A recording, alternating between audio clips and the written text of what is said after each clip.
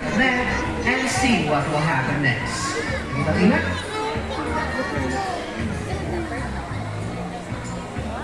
Okay, now after getting tangled slowly.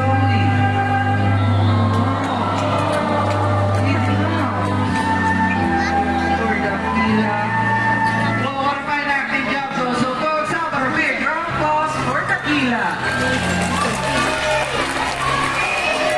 And now the information is the Marine Patrol always practices the 3 R's. Yes, and the first R is reduce. Reduce the amount of trash you make by buying items into a larger sizes. Did you all know that these 4 small bottles here are equal to a big one? So better buy a bigger one, of course. Okay, let's go to the next R, Sophie. The next R is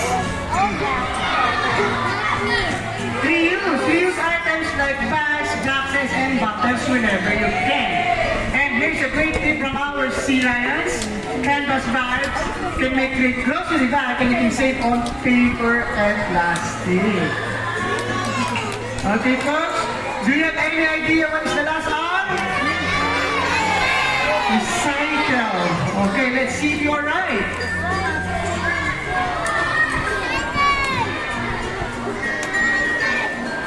And yes, you are correct. Recycled materials like aluminum, paper, glass, and even a plastic container just like that, then Tequila will show you how.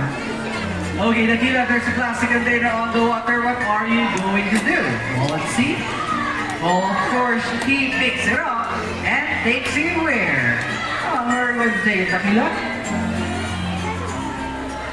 Oh, of course, the winning recipe sandwich center. Great job, Tequila! So now, folks, as you can see, cleaning up after ourselves is such a simple thing to do. And it helps our nature and environment so much. So if our sea lions can do it, well, so can we. Okay, officer, look at them. Yes, officer. They're trying to get our attention. Maybe they would like to say something, officer. I believe so, officer. Okay, now let's do it together. Sure, we'll wait for Sophie.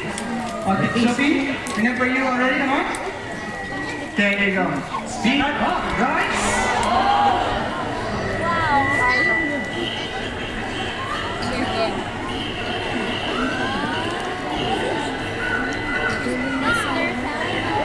Wow! That was loud and clear, right?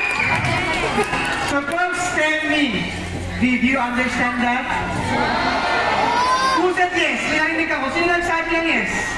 Anong sabi daw? You don't have one because Officer Justin, he understands Sea Lion language. Well, yes, I do. Actually, what they said is, let's make every day Earth Day. Is that right, Tequila and Sylvie? Yes. Now another mission accomplished and another step taken towards a better Earth. Hey, Officer Van. Yes, Officer Justin. I feel that we should celebrate. Wow, it's a great idea. Now let's celebrate with some dancing. Now, folks, please put your hands together for Sylvie, Tequila, and Earth.